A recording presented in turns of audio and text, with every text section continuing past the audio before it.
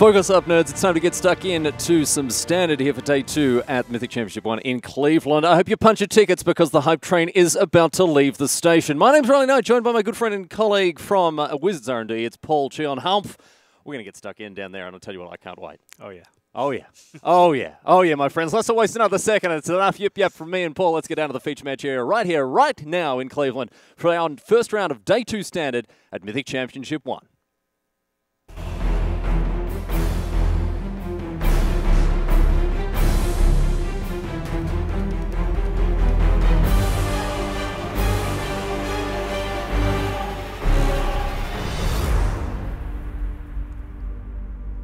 Hello, my friends from around the world, and welcome to the feature match area here at Mythic Championship the first. It's a great pleasure to have you as we get underway with our next round of action. We got the draft under our belt. Limited is all done and dusted. It's time to get stuck into standard on your screen. 2 of the hardest hitting heavyweights in the game we all love. Kicking things off, Martin Jůza, the Czech Hall of Famer.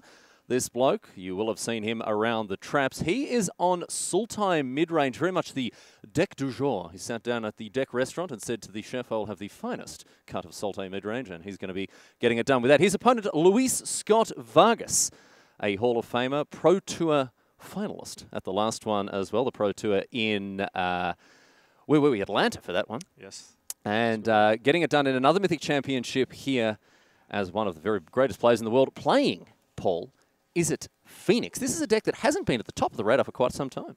Right. I think a lot of people have kind of chosen to play the new toy, which is the Is It Drake deck, where you have both the combinations of Terramander, Enigma Drake, and Crackling Drake as a way, along with a ton of cheap cantrips and interactive spells to kind of attack the format. But you know, a lot of people have made adaptations. You know, people are aware of this deck, and a lot of people are playing more spot removal because, of course, the Mono Blue Tempo deck is also very prevalent.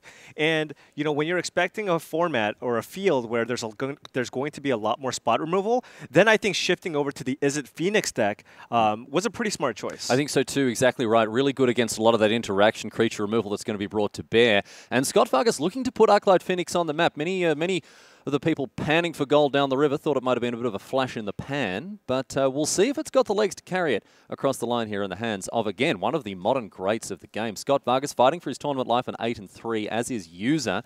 Sultai mid-range, Paul, a highly defensible choice. We see here with Jůza a slower start from him with lower powered cards to be sure, but this deck can really get it done. Oh, yeah, absolutely. The thing is, you know, this is just kind of the update, if you will. Once RNA came out, you had access to, of course, Breeding Pool, allowing you to splash easier. And on top of that, Hydroid Crisis. This has been the card that's kind of taken over standard. This is kind of, you know, the card where people go, why would I play any other mid-range deck? Because I can play this card to go over the top. It's a real well better. Right. You know, I've seen plenty of games where both players are just kind of in top deck mode, but there's just nothing that really trumps the power of a Hydroid Crisis. So people choosing to do this, but Luis...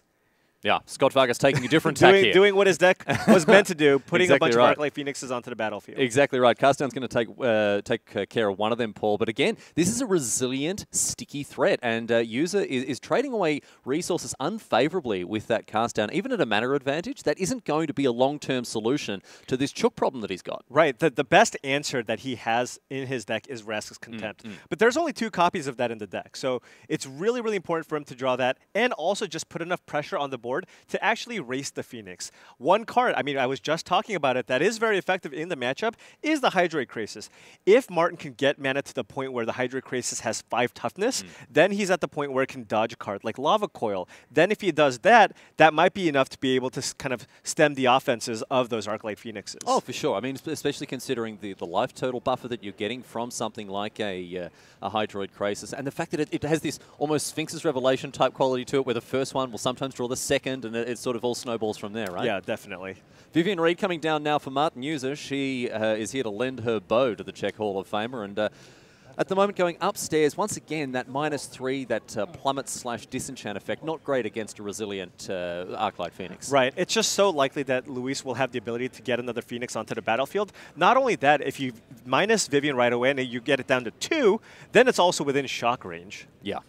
And, of course, you can expect Scott-Vargas's deck to be filled with all kinds of red interaction. Blue card draw, red interaction. Those are very much the nuts and the bolts of this Izzet Phoenix deck. And I'm pleased to see Arclight Phoenix getting it done. It's really made a name for itself in Modern, but again, kind of fell off the radar to the likes of Enigma Drake, Crackling Drake. I think this is a great choice from Scott-Vargas, however, as you say, especially in a field run with point removal. Right. I mean, that's the thing. We're in a world where there's not even one way to build a spells deck. There's just multiple things you can do. We've seen many people bring the Drake's deck, but this Arclight Phoenix build has been the deck that I think coming into this tournament, this was probably the better of the two options, really, because a lot of these people playing, you know, Crawl Harpooners and main deck and a 4 in the sideboard, the Phoenix is just far more resilient to threats like that. And look at this, a little spice from Luis Scott-Vargas. Ral Izzet Viceroy. This is not a card you see very often, but it is another way for this deck to kind of get ahead on cards. Because one thing with this spells deck is you play a lot of cantrips, but you don't play a lot of effects that get you actually ahead on cards, right? You're just kind of spinning your wheels, if you will, right? Yeah. But Ral is actually a card that will give you card advantage over time. Actual factual card advantage and get you ahead here. It does strike me that Luis Scott-Vargas may have, you know, maybe in the Channel 5 Ball testing house, they're going through these iterations, figuring out exactly what that, and then they realize, oh, I didn't even bring these new decks I'm supposed to play. What's in my bag? Oh, I've got this list from like 4 months ago. I guess I can just play that. I've got my 1 copy of Ral. I've got all my, my Beacon Bolts, my Arclight Phoenixes. Are there any RNA cards in this list? He actually told me, I have no RNA cards in my deck. This is just don't need them, don't want them. He could have just played this at the last Pro Tour. I think this would have been legal for the last Mythic Championship. That's right, in Atlanta. Right. I mean, and this is great. We're going to see this next time in London as well from Scott-Vargas. And Martin Jůza has gone a little bit wider now. He's devoted some more power to the board in the form of Jade Light Ranger and another a personal favourite of mine from RNA. Thank you so much, Paul Cheon, for gifting the world Incubation Druid. I love this card. Yes. No longer do we have to play Druid of the Cowl as the 2-mana creature of choice. Incubation Druid just doing a lot of work. It helps fix your mana, and of course in the late game, also something to sink your mana into to play, with those very, very large Hydroid Crisis. Is that a Paul Cheon special, that one? I'm going to say it's an R&D special. An R&D special. It's a team effort. I do not want to personally take credit for any of these. Everyone came together on the day. It's a team effort. It's a team effort. It's a team effort. Oh, yeah. Shout out to the team. Oh, for sure. All right, I'm going to file that one away. I think we all know where to file that one away. Anyway. We're going to see Scott-Vargas now continue to draw through his deck, and the power of Goblin Electromancer, ladies and gentlemen, is about to be put on display. Radical idea as a 1-cost cantrip here is going to fire out these massive plays with Arclight Phoenix getting into the red zone, and this is the power. This is the power of the Arclight Phoenix deck. Martin Jůza going down on cards when he's casting stuff like Cast Down here, because these Phoenixes, they're hungry for it. They keep going back to the buffet. Right, and keep in mind, oftentimes when people see this Phoenix deck, you're just thinking attack, attack, attack. Luis only chose to attack with 2 Arclight Phoenixes there to get rid of the Vivian, and he has the last one on defense because he is losing the race. Martin's sitting at 17, Luis is at 12, but since it's so easy for this Izzet Phoenix deck, especially with the Goblin Electromancer on the board, to just put those back into play, he's like, you know what, I'm going to have this Phoenix sit on defense. If you want to attack me, go ahead, let's trade, and I'm just going to get it back next turn. This is one of a lot of people who play with Arclight Phoenix, all offense, no defense, pedal to the metal, that's how they get it done.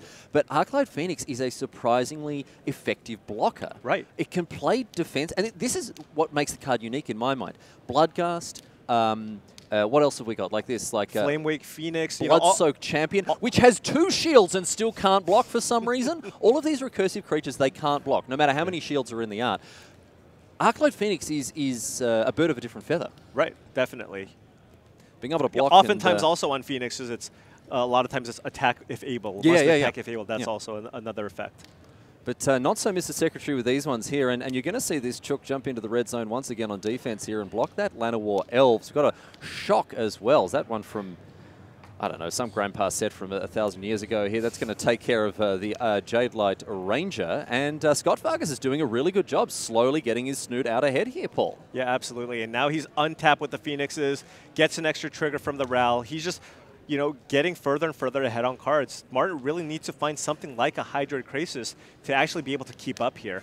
Brian Kibler reminds us all that it was Stronghold that shock was from. So of course, I think he was actually asking for them last night. Oh yeah, for today. Yeah, for today. Yeah. You know, I spoke to Luis as he was trying to put his deck together. He's like, "Hey, do you have any of the old opts?" I'm like, "Mate, I was in primary school when that card was printed. Like, what do you expect? Even if I had any, I would have been playing with them on the playground asphalt. Right. They'd be busted to all hell." Anyway, here we have a Crackling Drake. This is another premium 4-drop from this Is It Drake's deck. And look at this, just putting the pedal to the floor. Scott-Vargas, all offense, no defense, get you dead. Away goes Vraska Golgari Queen. Her reign has ended. And Paul, this is looking fantastic for the American here. Yeah, this is looking really, really rough for Martin Jůza. And also taking a look at Martin Jůza's list, he only has one copy of Fine Finality in his list. So that's the kind of card that would help reset the board. But at the end of the day, Luis will still have a Ral in play and still 3 Arclight Phoenixes on the battlefield. But, you know, part of the having only one copy of Fine Finality in the sideboard is kind of a concession to the fact that they expected a lot of mono blue decks, and in that specific matchup, Fine Finality is extremely weak because you can't really rely on Finality to actually be able to remove anything. Yeah, they got Spell Pierce, they got Wizard's Retort, they got all sorts of stuff. One thing I'm really interested to see, I want to discuss this more if we get the chance, Paul, is Entrancing Melody in the main deck. And this is something, as we see Martin Jůza pack it up, he can read the writing on the wall. Maybe we'll be able to pick up this discussion about Entrancing Melody, but this is a card whose stocks have risen pretty significantly with the rise of Hydroid Crisis. Yeah, I think that's the big part right there. The fact that Hydroid Crisis is everywhere, for 4 mana you can just steal a 6/6 Flying Trampler. It's pretty good value. Pretty good value indeed. And you're going to get more value, my friends, right after this. We've got to go to a break, but on the other side of it, more action live from Cleveland. Stick with us. We'll see you soon.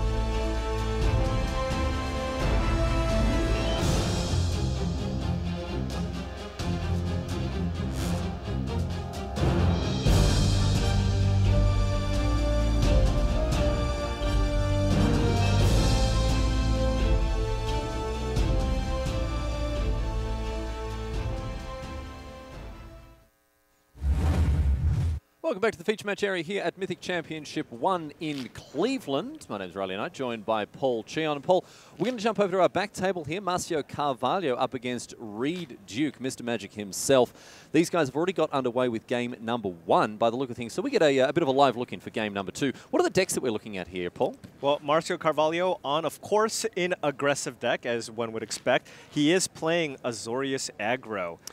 Oh, unfortunately, actually, this is just the end of the game. I thought they might have been shuffling up for game number 2 here, but they're getting ready for it. So we are going to jump in fact, over to Shaheen Surani playing against Joe. So sorry for the old pump fake there, boys and girls, but we are going to still get underway with some magic. You see our heroes on your screen right now. We may get across to Duke and Carvalho if time allows. Joe So and Shaheen Surani, and ladies and gentlemen, Shireen Shuhani is not playing Esper. No. Shaheen is actually, in fact, playing. Actually, there's shortly going to be a deck tech at some point later. He said he had a spicy one, and he really, really wanted us to feature him. So we're going to be able to take a closer look at the deck later. But he is playing what he likes to call Sultai Reclamation. And I was like, well, what are you doing? Are you doing something like, pretty ridiculous with the card? He's like, no, I am playing it in about the fairest way possible. I'm going to play Reclamation and then play Vraska's Contempt. Oh, man. That's great. Do. Fantastic. So I was like, well, this must not be a 4 of in your deck then, right? It's like, you probably have like 2. And then he was kind of taken aback. He's like, how did you know? I'm only playing 2. He's only playing 2. Well, look, once again, the players sort of foxing us here a little bit with the timing of their games there. Unfortunately, we're not going to get a chance to see too much more of it from Serrani just now. But we will jump back to these guys if we get the opportunity. But I know you've all been waiting for more LSV, more Martin Jůza. So let's jump back to table number 1 here and see how things go between these two superstars. As we saw in game number 1, Martin Jůza on Sultai mid-range, going down at the hand of Arclight Phoenix. A bit of a blast from the past here from Scott-Vargas, as we discussed. We can pick up the discussion about sideboarding now and discuss how their decks may be looking different post-board here for game number 2. But Jůza's going to kick things off with a Llanowar Elves. What's in his sideboard here, Paul, that you like in this matchup? Well, Duress is one of the cards that I'm kind of looking at. You're playing against a deck that's very heavy on spells. So just being able to kind of slow that down, because if you can take one of these important card draw effects, you might be able to slow down the Arclight Phoenix from actually being able to get recurred out of the graveyard. On top of that, I could certainly see Crushing Canopy being a card that's sideboarded in because it is a clean answer to the Arclight Phoenix. I know it's going to come back, but it's also a way to kill the Crackling Drakes. He's also got Frilled Mystic. I'm not sure if he's going to bring that one in, but that one's a pretty nice one. And then, of course, he's got the Krull Harpooners, which is, effectively in this deck, it's a 2-mana way to kill another creature with flying. So I can see him kind of try to trim down on some of the slower removal spells, for some of these 2- and 3-mana cards. Yeah, I think that's a good approach, and we'll see exactly how Jůza has positioned himself. He is off to a good start now, curving Llanowar Elves into a Jade Light Ranger. Looks like a Hostage Taker is going to take a seat on the bench after that Explore trigger. And in comes the Ranger for 3. Scott-Vargas, however, starting off with a modern all-star Goblin Electromancer, reprinted in Ravnica Allegiance after first joining us in Return to Ravnica. And that's going to set him up very well in the coming turns, Paul. Yeah, Martin really wants to be able to kill this Electromancer if possible. Nothing ever positive happens when you let your opponent untap with that Electromancer. No, I mean, there's the years old aphorism, bolt the bird, right, and slay the Electromancer. I think even more important. Oh yeah, definitely. You get a lot more mana, you get a lot more mileage out of the Electromancer than you even would with something like a Llanowar Elf in this format. Well, Scott-Vargas luckily has another trick up his sleeve with a second copy of Goblin Electromancer. No third land, however.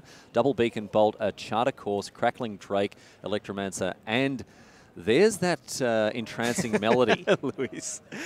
He's like, you want to take one of my Beacon Bolts, which is, of course, not only does he have 2 in his hand, it also just you can cast it again from the graveyard. So not the card that Martin's going to be looking to take. It's going to go for that Charter Course, right? Right. Charter Course is the card that's kind of going to reset and really smooth out Luis's draw. So Charter Course would make sense, unless, Entrancing Melody is that important currently in the matchup. But, I mean, this looks like a pretty clear Charter Course. This is the absolutely busto thing about Goblin Electromancer. And we're not going to get to see it now because that Charter Course is hitting the bin, but actually halving the cost of all of these 2-drop cards, whether it's Radical Idea, whether it's Lava Coil, whether it's Charter Course, you get such an advantage, especially when you're trying to assemble that critical mass of spells in a turn, Paul.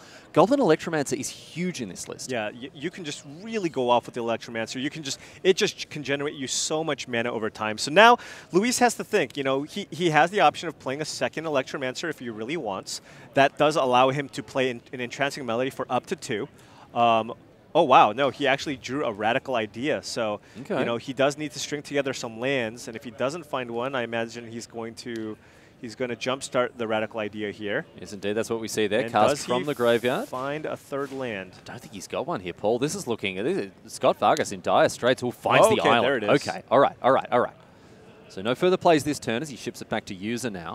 Jůza with an embarrassment of mana. Yeah, I mean, Jůza had a really nice start here, right? He did have access to removal spell and a duress. The one important thing, though, is he also wants to provide a clock. So he really wants to put a big threat onto the battlefield if he can. Something like a Hydroid Crisis. Actually, if you take a look at his hand, he's got a Vraska, which I believe he has the mana to cast. He does. Because he has the 2 Llanowar Elves. Now, Luis has 1 unknown card. Yeah. And if it's something like a Disdainful Stroke or a Negate, that would be pretty brutal. But given that it's only 1 unknown card, he should just play it out. And Luis does, in fact, have 3 copies of Negate in the sideboard, but you have to run it out here. Oh, you got for the win. You got to risk it to get the biscuit, and it looks like that biscuit is going to be taken from the cupboard, put on the battlefield, and a pirate is going to jump out of it, ready to rumble. Vraska, Relic Seeker arrives here, makes a 2-2 with Menace, and this one could be over. Blink and you'll miss it magic here with Martin Jůza firing on all cylinders, and Scott-Vargas, he's got to do something real special to get himself out of this one. Right.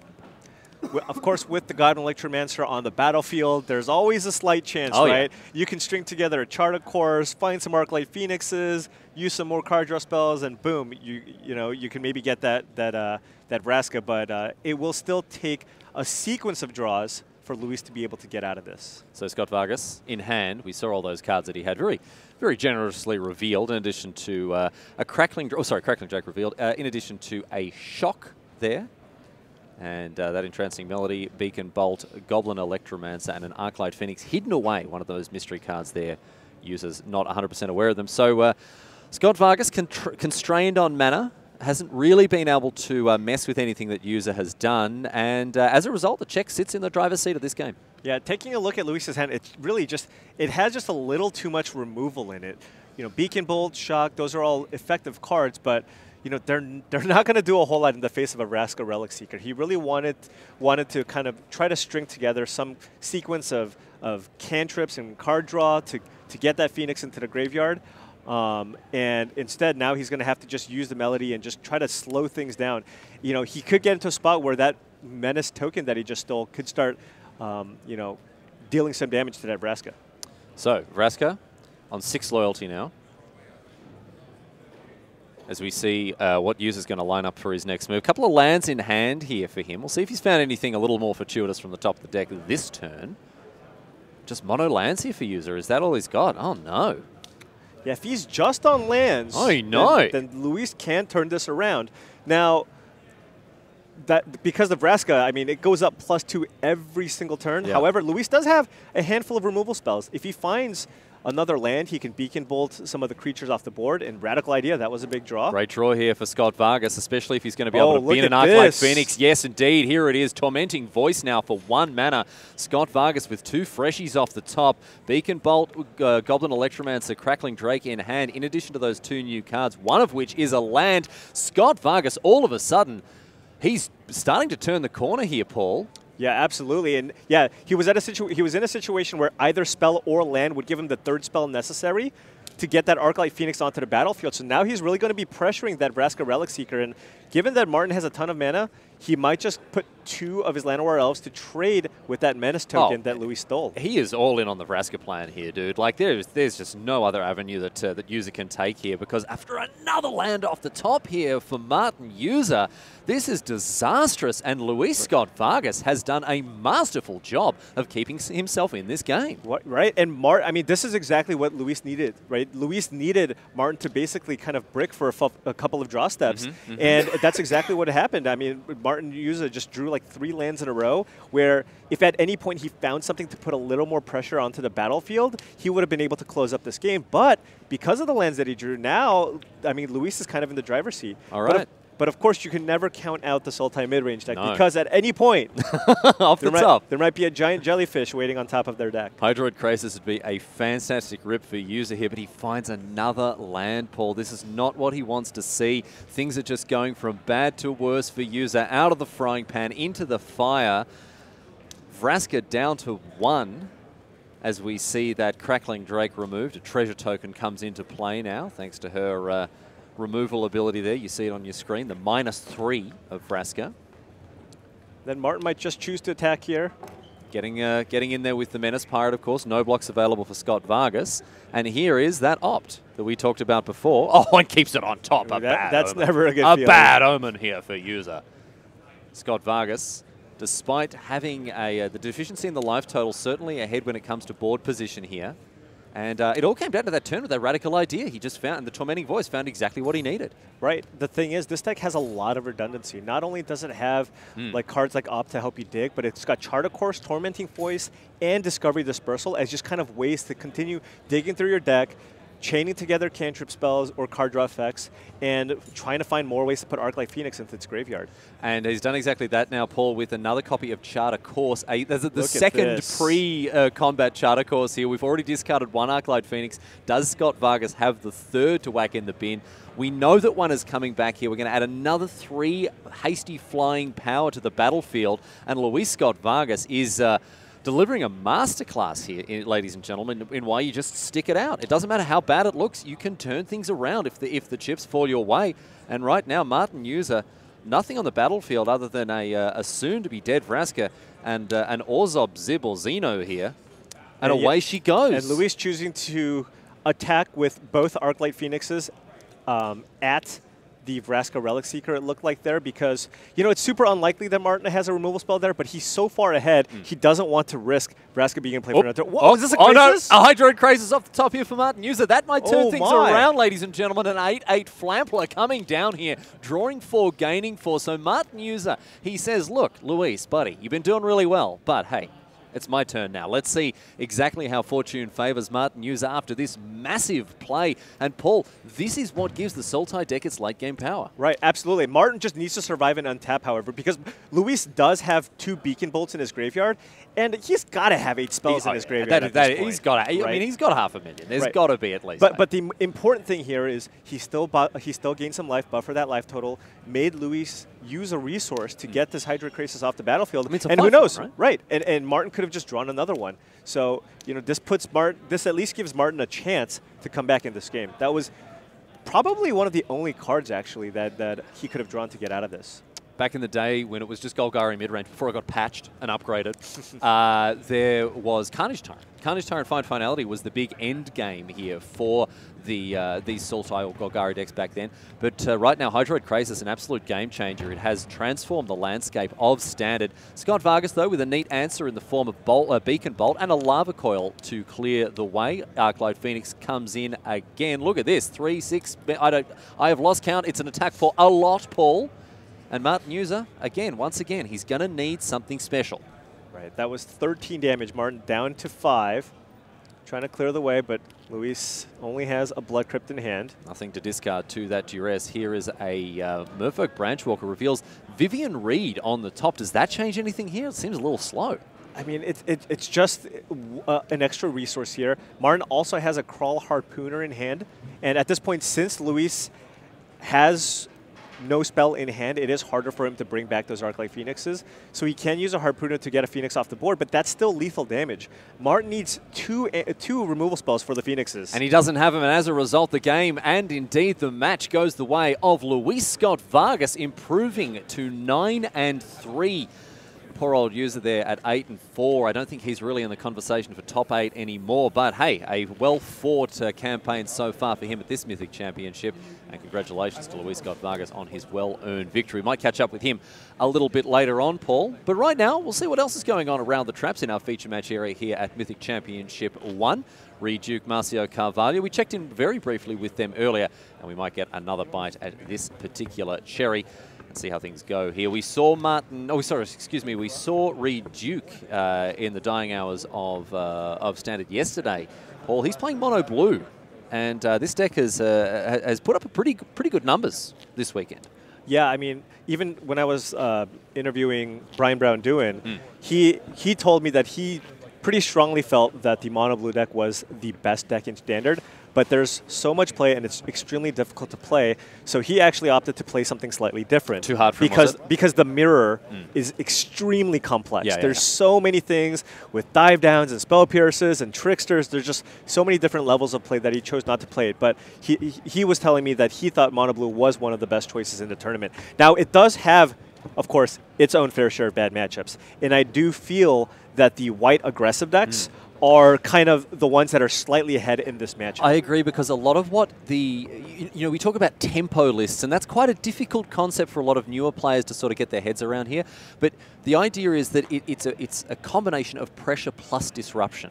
And the disruption that Duke has here, or the defensive spells that he has, they don't line up particularly well when all this this white-based aggro deck is looking to do is just smash face. Like, Dive Down is not a good card in that situation. Right. When your opponents are playing multiple 1-drops in one turn, yeah. and then convoking out a Loxodon, yeah. it's just nearly impossible to come back from that. You look at your, like, 4 copies of Spell Pierce, like, what am I even doing? Right. I mean, I remember the first time I tried this mono blue deck, I had the perfect draw. I was on the play, I had the turn 1 flyer, I had the turn 2 Dive Down, and the Curious Obsession. I played against a White Weenie deck, and I died on turn 4. They're just like 100 Witness, Snubhorn Sentry, get you dead, yeah. Exactly. And Marcio is playing the full 4 copies of a newer card from RNA, 4 copies of Tithe Taker. And the Tithe Taker does a lot of work in this really matchup. Doesn't it? Yeah. Because the tempo deck relies on basically a lot of being able to play at instant speed, that 1-mana attacks that the Tithe Taker has is extremely relevant. Cards like Merfolk Trickster, and even cards like Fairy Duelist potentially out of the sideboard, all cost 1 more if a Tithe Taker is on the battlefield. Tithe Taker can do a lot of work against, the Trixie mono blue list here, but Carvalho at the moment, he's not bothered by anything other than just getting into the red zone. He's attacking, flipping that Legion's Landing. One of my favorite cards, Paul. Thanks for that one. Yeah. Another Paul Cheon special. Going to have to thank the team for that one as well. Thanks to the team. Actually, this card was already existed before I even showed up. The thing is, right, if I'm going to blame you for all the bad cards, right, I have to thank you for all the good cards okay. as well. You know? Okay. Yeah. And once again, another Paul Cheon special. It's History of Benalia, another one of my favorite cards here. Beautiful art, obviously making night tokens as well. It is a real powerhouse, and this might be a way for Duke to leverage some interaction. No a Spell Pierce would be great there, but he doesn't have it, and as a result, Carvalho continues to build out his board. And keep in mind, this is game 2, and Reed actually was able to take game 1, but Spell Pierce is one of those cards that not great in this matchup. I wouldn't be surprised if Reed actually boarded it out. The only real targets that it has are the 4 copies of the History of Benalia, along with some copies of Conclave Tribunal. So Carvalho not living in fear of the Spell Pierce. Here is Exclusion Mage. That's a nice one. That's more or less a Shriekmaw right now against that copy, or that Night token there. But a second one. Reinforcements arrive. The cavalry arrives over the hill here. And Carvalho still in a decent spot, I would say, especially without Adanto, the first forward. Right, and now he's got, with the Snubhorn Sentry, he is now ascended. And now those Snubhorn Sentries are 1-mana 3/3s, and the Sky Marcher Aspirant has flying. So can attack here without fear or favor. The Portuguese MPL player getting it done now, an attack for 5.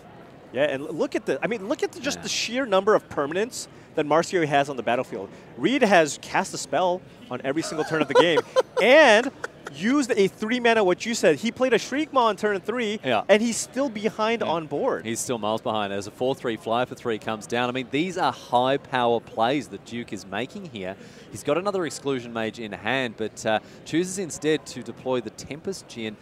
And now the 3rd chapter of History of Benalia pops off, and we have a 4/3 Knight with Vigilance. Was that a Johnny off the top too? Oh my goodness, look at this. The Adversary of Tyrants comes down, going to lend his axe to this particular battle as well. Because now he can put a counter on both of his Snubhorn Sentries, making them 4/4s, and if he does that, Reed can't even use the Tempest Djinn to eat them. So they can attack into that Tempest Djinn there, that 4/4 Tempest Djinn. And I think Carvalho, yep, he's just going to get some lunch. Yeah. Just get straight in there. Look, he's really not bothered getting in with those puny creatures to the bottom of your screen, in addition to these mighty Snubhorn Sentries. And you can see Duke is just really the screws are really being put to him here. And what does he do? Honestly, not a whole lot here. He is holding a Dive Down in hand, so he can actually get one of those Snubhorn Sentries. He can block and Dive Down, turning the Tempest Djinn into a 4/7, which would then get the Snubhorn off the battlefield. But he actually chose to not use the Dive Down here. All right, a perplexing choice for Duke, but perhaps he has other plans for that card. In hand, Essence Capture. And a Dive Down, so not a lot of things going the way of Free Duke. Oh no, sorry, Tithe Taker. What are we talking about? I literally talked about why Tithe Taker is great, and he couldn't play it, and that's why. We literally had the conversation about how Dive Down was bad against opposing Tithe Takers. Paul Cheon. The viewers tune in for the very best of Magic coverage. Oh yeah, and we give them a loose approximation of that, my friends here. Marcio Carvalho picks up game number 2. He'll be very happy with that. Paul, in the break, we were talking about Carvalho's limited prowess. He was 6-0 this weekend, playing really bad cards in some of his draft decks. This guy's a Stone Cold Master in Limited, and he's getting it done in Constructed as well. Yeah, and he did it both with Simic decks And so maybe that's kind of the strategy that he feels other people were sleeping on, or maybe it was just open. But, you know, I just assume that whatever he does in Limited, it's probably correct because, you know, he is just one of the best Limited players in the on the planet. And, you know, to be fair, Reed Duke also 6-0 in Limited. Is that right? At this Mythic Championship. That's fantastic. Yes. Wow, so great result for both of these players here. Of course, as we winnow out the competition, heading towards the top 8, which will be broadcast in full tomorrow here on twitch.tv/magic. You're not going to want to miss a second of it.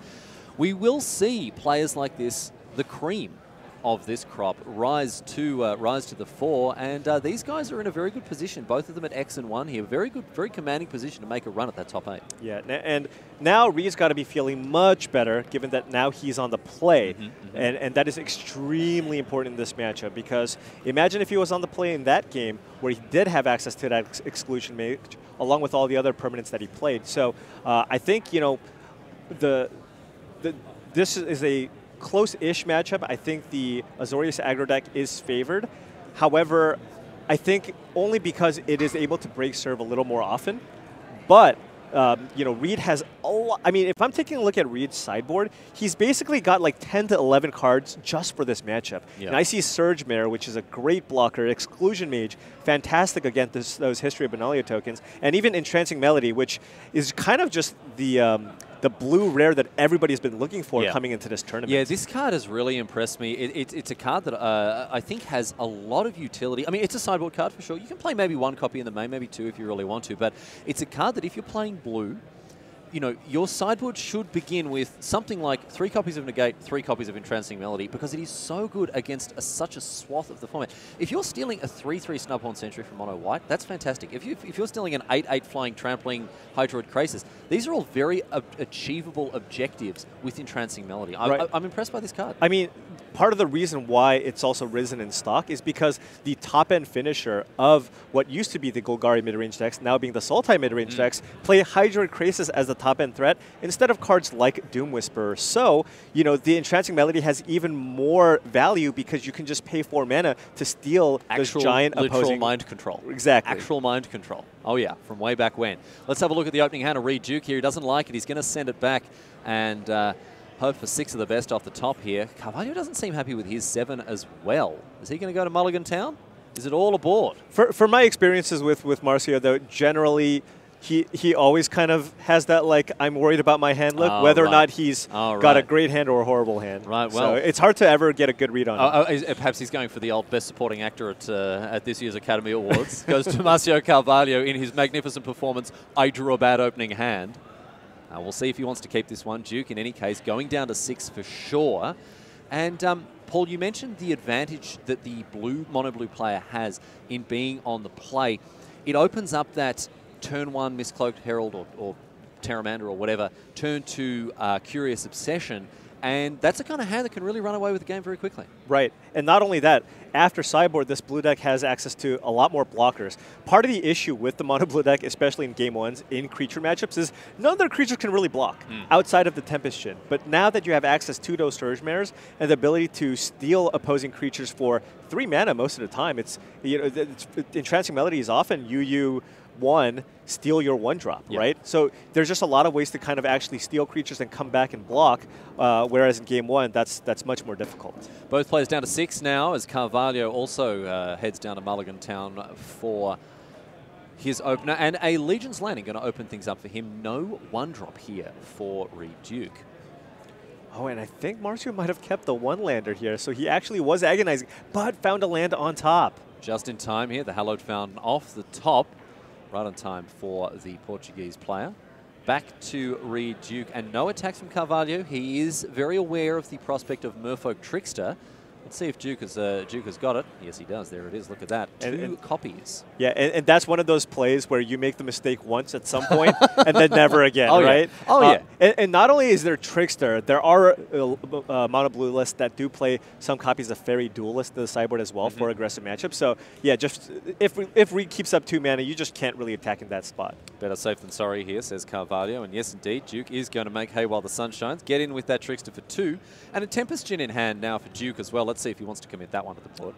All right. Yeah, Reed must be thrilled that Marcio, even with 2 mana, had no plays. But Marcio actually has a really, really good hand for this matchup. He does. His hand is just all removal, it's just right? all removal. And if he just plays these baffling ends on this Tempest Gen, I mean, Reed doesn't really have much of an offense here. But he does have kind of a tricky decision, right? Because also the coast is clear for him to play something like a History of Benalia. So, that is a more efficient use of mana, right? Because you get to play it. But at the same time, this choice. At the same time, yeah. This blue deck has so many ways to protect this Tempest Gen, and Reed also mulliganed. I think that that's you just can't afford to give Reed the opportunity to have a dive down there. I mean, as it would, it would have been much more efficient there for Carvalho to deploy that History of Benalia and starting to assemble those knights there. But the fact that Duke still has dive down. I mean, he's got one in hand. He's got dive down in hand, and the fact that Carvalho isn't expecting to have to play around. Well, he's going to have to be very mindful of when Duke doesn't tap his mana. I think you've just got to pick your moment there. And look at this. Carvalho's done really well. Keeping a 1-lander and just drawing 3 lands in a row here. Easy game. So, he had a very strong hand. He just needed to make sure he draws those lands. So he's running out the History of Benalia here because if Reed did have something like a Spell Pierce, right, then the coast would be clear for Marcio to actually be able to attack with the Legion's Landing token. So running it out before attacks makes a lot of sense here. So now, Carvalho has indeed resolved that History of Benalia because Duke is sitting on a copy of Essence Capture. Yeah, and this is part of the really annoying thing when you're playing against this white aggro deck, the white aggro decks of the format, is the value of these, I want to say, Essence Scatter type effects, counter target creature spell, has gotten worse. It's conditioned. Because this is the premier aggro deck, aggressive deck in the format, and the fact that on turn 3 they can play either Legion's Landing or History of Benalia to kind of foil your plans of keeping up 2 mana is a very big cost. So sometimes it's just like, I mean, it's one of the reasons why you just don't want to play necessarily the full 4 copies of something like an Essence Capture. Here is Entrancing Melody. We talked about the role this card plays, Paul, and it is going to clear the way for a big attack now for Duke as we get in with both of those Merfolk Tricksters. Steal that Knight token, a 2-mana Mind Control here for Duke. That's huge. And he's still got Essence Capture, Wizard's Retort in hand. So Answers for Days should be able to untap. Things are looking good here for the American.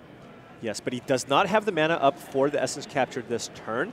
So Marcio does have the opportunity this turn to potentially double spell if he draws a land. He did draw a Hallowed Fountain, which is not the ideal land here. Because he is losing the race. Yeah, so looking at another History of Benalia here, this is what we see sometimes from History of Benalia, chaining them together, right? So the second time that 3rd chapter goes off, you end up just unloading a heap of damage here. But Carvalho, yeah, I like this. He's got to be aggressive, he's got to get on the board, and he's got to hold Reed Duke to task here. Second copy of History of Benalia, going to make another Knight token. Love to see my boys getting out and about. And now he has the option of either going for a Venerated Loxodon or playing Baffling End. And he is just putting the pressure here on Reed Duke. Yeah. This is the best opportunity for him to fire off that the Loxodon rather, because Reed doesn't have the 2 mana up to cast Essence Capture. And that was going to be a really awkward position for Carvalho should Duke have that 2 mana available.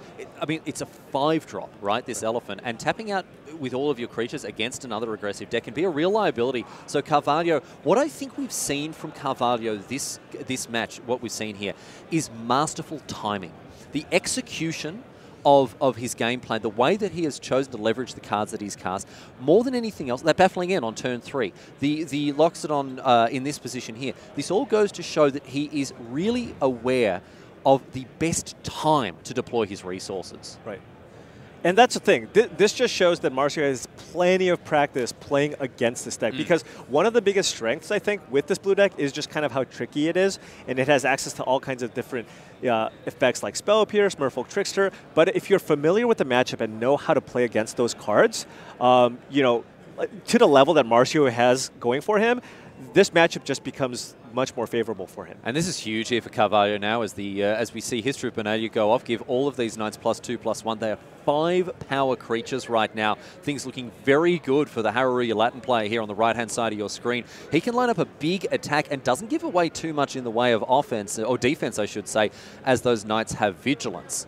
Right. Those Knights have Vigilance. They've been pumped. He's even got a 2/2 life-linking Vampire token. On top of that, he's got 2 baffling ends in hand as well. So things are looking very, very good for Marcio here. Duke with a handful of counter spells, Double Essence Scatter, Wizard's Retort, and we may see that Retort materialize here in the face of this opposing copy of Baffling End. He has to cast it here too. He wants to fill up his graveyard so that maybe at some point in the game he's going to be able to adapt that Terramander, but he's very, very far away from doing that. Long, long way off, yes, with a total of 3 mana and 2 instants or sorceries in the bin. Still quite a ways to go yet here. And Marcio has the other Baffling End here, so he can still cast this Baffling End to remove a blocker and just get in for more damage. He can also opt to save it in case he's concerned about maybe something like a top deck Tempest Gen, but this puts basically Reed on a 2-turn clock, and he just wants to get in for the maximum amount of damage. So Baffling End number 2 and even number 3 for the match here for the game, but the second one being countered, the third one is going to come down, and looks like that's the end of that Knight token. Right. It just makes more sense, right? The Trickster at this point is just a 2-2, whereas the Knight is a Vigilance creature.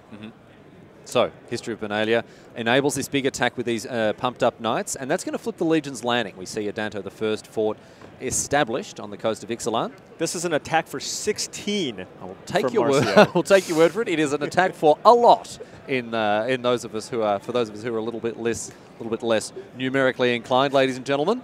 And Duke's going to line up a double block here. There's no block that looks fantastic for him here, I don't think.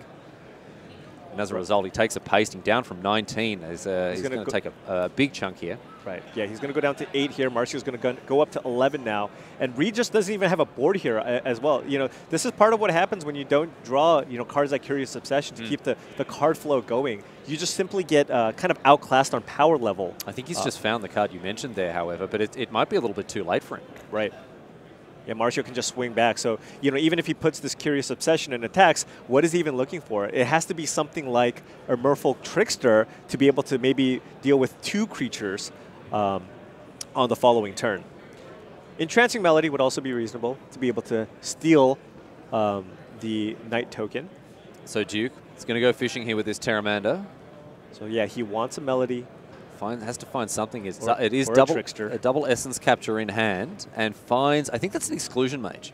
Oh yeah, and the other history is going off this turn, and Marcio still has that Knight token on the battlefield. Yeah, there's so many of them. There's 2 Knight tokens, still that Elephant as well as the Vampire, and Reed Duke has got nothing else to do than extend the hand. A tidy win here for Marcio Carvalho. Remains at X and 1, 11 and 1 here for the Portuguese player, and. Well, I was going to say, look at him. He's obviously very happy with it. Can't really tell. Doesn't exactly wear his heart on his sleeve, but I imagine he'd be very, very happy indeed to have had such a positive result there, Paul. But for Reed Duke, of course, it's not the end of his road just yet. At 10 and 2, still plenty of mileage left in his gas tank. So we'll see how things go for him in the coming rounds. Yeah, definitely. I mean, he's still very much alive, both of these players coming into this round with only 1 loss. So long way to go. However, Marcio... There's a little bit of relief there. I mean, he played against one of the best players in the world, MPL member Reed Duke. And, I mean, this is exactly the type of matchups that he was looking to play coming into this tournament. He's like, hey, look, I just want to continue playing against these mono blue decks because I know that I have an edge here because I can just litter the board and then play, basically what he called a free Verter Scarehulk in this Venerated Loxodon and just overwhelm the board and then just use that to just basically just make it so the blue, because the blue deck only plays 1 thing a turn, right? Yeah. And when your opponent just plays like 3 or 4 things in a turn, you just cannot keep up. There are no sweepers in the blue deck. Yeah, that's right. And often, it sort of snowballs. You get out a little bit ahead, and that's just the way that it goes, as we saw there in our last round of Standard. My friends, we're going to go to a break. On the other side of it, you'll be with Rich and Maria at the desk. So stick around. You're not going to want to miss a moment of coverage here from Mythic Championship 1 in Cleveland, USA.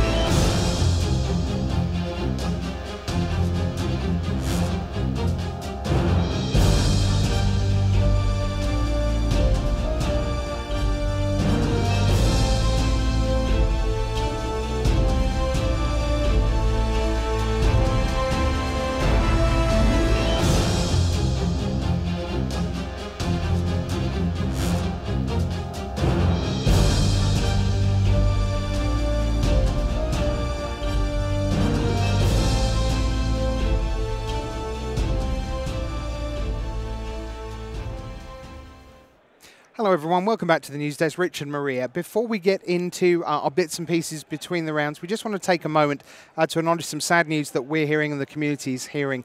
Dennis Bentley, the 1996 United States national champion, has passed away at the age of 50. He was one of the giants of the early game, 1996, of course, a time when nationals, you just went, I'm American, I'd quite like to play some Magic, and come along and celebrate playing this new game, essentially, that we all now know and love around the world. In his obituary, it mentions how much he loved Magic, the Gathering, and puzzling and competition. So our thoughts, of course, are with the family and friends of the 1996 US national champion, Dennis Bentley, who recently passed away aged 50. Thanks so much, Rich. Well, a couple of our players in the building continue to have amazing weekends, and one of them is on the floor with BDM. Joe So is at 10-2. Hi everybody, Brian David Marshall here on the floor, 3/4 of the way through our Swiss rounds, and Joe So is 10-2. And as we were getting ready for this interview, I felt guilty because I couldn't remember how many times Joe had been on the Malaysian national team in his long Magic career. And Joe, you didn't remember either. No, I mean, it may be 5, 6, 7, 8. Yeah, I can't remember. You've been playing this game for a long time. You started playing with your brother. Yep. How long ago? I think I started playing this game like 20 years ago. We started playing when we were 10. We played Kitchen Magic, and then like maybe 2 years later, we started to go local game shops and play. And yeah, eventually we started to get our breakout after that. Yep. His brother, of course, Terry So, the Rakdos Augur Mage himself. You had a very close call to make a top 8 with your brother playing in the Two-Headed Giant Pro Tour in San Diego a few years back, quite a few years back. Quite a few years back, yes. Yeah, we top 8 that event, but that's the top 8 was Sunday, and then we cut to top 4. So we were 9-0 leading into that event, and the last 5 matches we needed to win 2. And then we didn't really get there. We only got 1 win, 1 draw, and like so close. That was so close. So now you're 10-2 this weekend. Is this as good a start as you can remember in an individual Pro Tour? I had one individual Worlds that I did a lot better, but then things didn't go out so well at all at the end of it. So I'm hoping here I finally can get there. Now, the deck you're playing is pretty interesting. You're playing like Rakdos Vampires or Mardu Vampires? Mardu Vampires, yes. So I saw Legion's Landing and Judith side by side there. Yes, Legion's Landing, Judith, and yeah, basically every vampire you can think of. The deck probably has it, yes. Right, yeah, I saw one of your opponents reading a Dusk Legion Zealot. That's pretty good feeling when you can do well in a tournament and have your opponents read your cards, right? Yes, I mean, one of the earlier rounds, like I played a turn 2 Dusk Legion Zealot, my opponent picked up the card and then he giggled a little bit like, Dusk Legion Zealot, lose 1 life? Okay, and like, sure, and things got a lot better after that. Now, how do you end up preparing for an event these days? Who do you work with, and how did you come up with this deck? I do have a local playtest group that I work with a lot, so I enjoy brewing. Like all my past events, I've always brew GP Kobe, the past 2 events. So coming to this event, I think standard is really open, and it's haven't been defined. So I didn't really like the standard deck, so I started brewing, and I really like Judith. And then like one day I just saw like some deck on MTG Goldfish, like a white Winnie Judith. They're like, hey, this looked like it could work. And then I start brewing, and then like, hey, Legion's Lieutenant has 2 mana lot. That's really good. Put the deck together, and wow, it's been showing pretty good results in our playtesting. Yep. All right, there you have it. White Weenie with Judith. I mean, that's the kind of thinking when you've been around the game for as long as Joe has. That people will come up with. He's 10-2. He's looking for a couple more good rounds here to secure his first ever top 8 at a Mythic Championship. Thanks so much, BDM. Mardu Vampires. I am interested. I love Judith. All right, another spicy brew is on the way, a deck that's kind of made a name for itself in a couple of tournaments recently, red-black mid-range. And for that, we turn to John Rolfe and Simon Gertson.